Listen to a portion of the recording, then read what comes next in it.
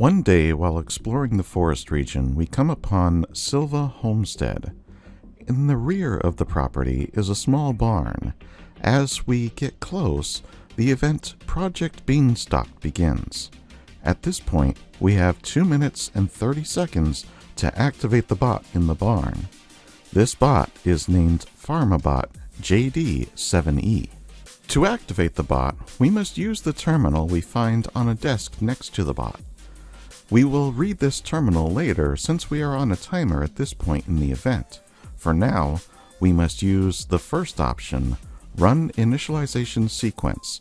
As soon as we choose this option, we hear JD7E speak. Arctos PharmaBot JD7E initialization command acknowledged. Initializing. Please stand by. Self-diagnostic begin. MSGTR pass. Loco pass. Count fail. Disp pass. Operating at 75% capability. Overall diagnostic pass. Commencing maintenance protocol Project Beanstalk.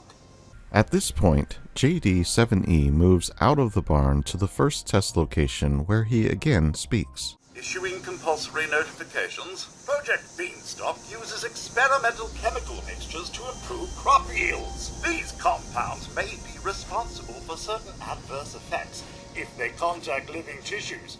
Proper safety protocols are advised. Engaging chemical dispersal mechanism in 3, 2, 1.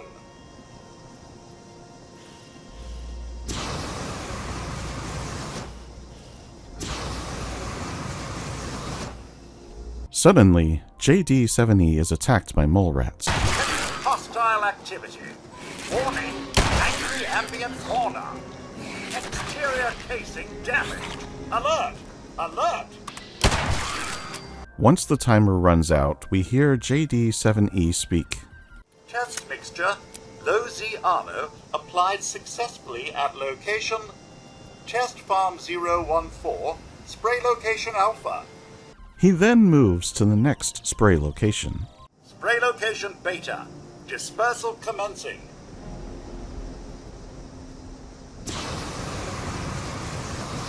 Again, the bot is attacked by mole rats. Each spray location has a 1-minute timer.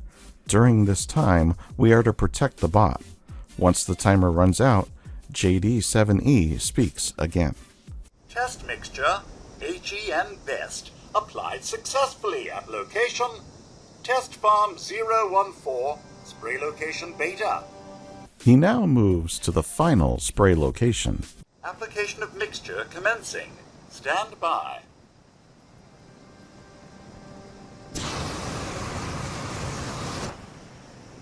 Once again, the bot is attacked, and this time we get mole rats and stingwings.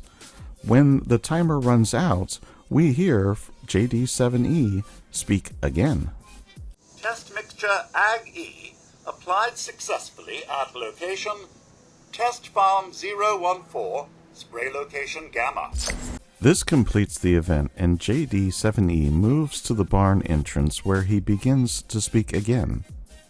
PharmaBot JD7E establishing upload to Arctos Pharma. Application of mixtures Low Z Arno, HEN Best, and AG-E completed on Test Field 014 at designated spray locations. Ambient fauna demonstrates adverse response to all 3 mixtures with no apparent variance in behavioral response. Crop yield increase noted of 0.003751 units of growth. AC. At this point, the bot moves back into his start location and speaks once more. PharmaBot JD7E shutdown imminent. Recharge protocol initiated. Goodbye.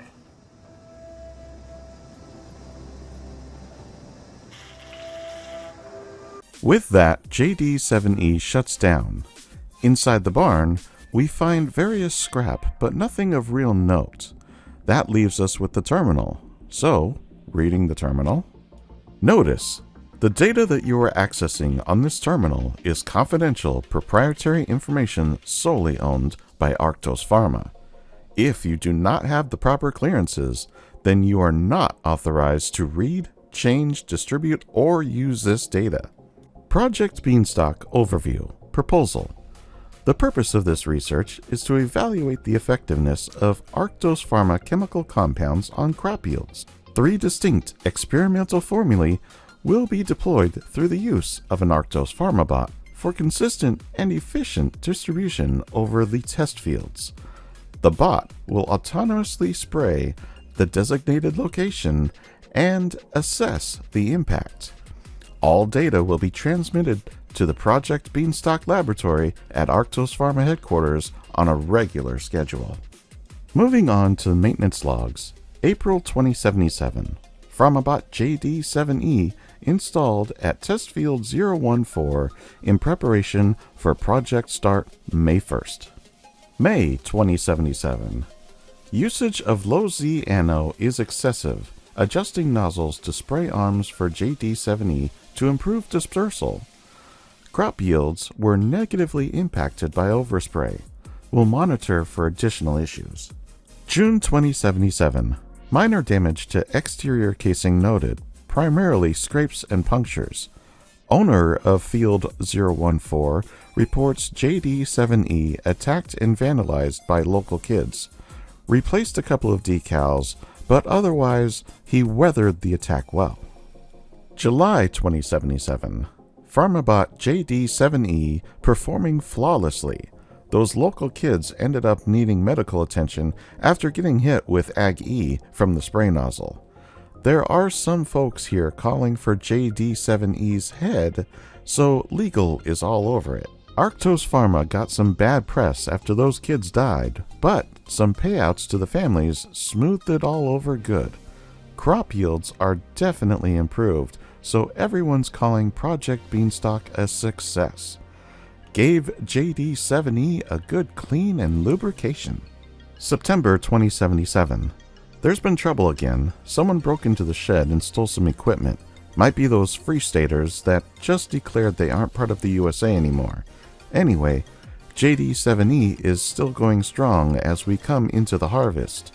I expect an amazing October. If it was not already obvious, this event is an Arctos Pharma event.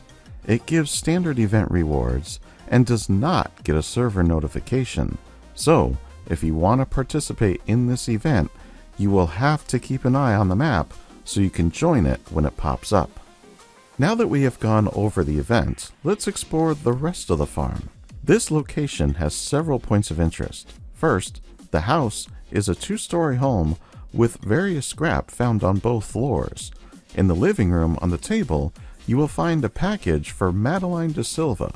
This is part of the Treasure Unknown quest, which I will be covering in a future episode, so stay tuned for that. Behind the house is an armor workbench. There are lots of corn crops in the field where the event takes place, and near the barn is a large storage building with a grain tower behind it. Inside the storage area are a few workbenches and various scrap items. There is a chance to find a power armor frame inside the storage building. Directly across the street from the house is a parking lot which was used for recreational activities along the river. There is a boat dock nearby as well. Next to the parking area is a small unnamed farm with a destroyed house and a small shed with a workbench. There is more scrap found in this area, but nothing of note.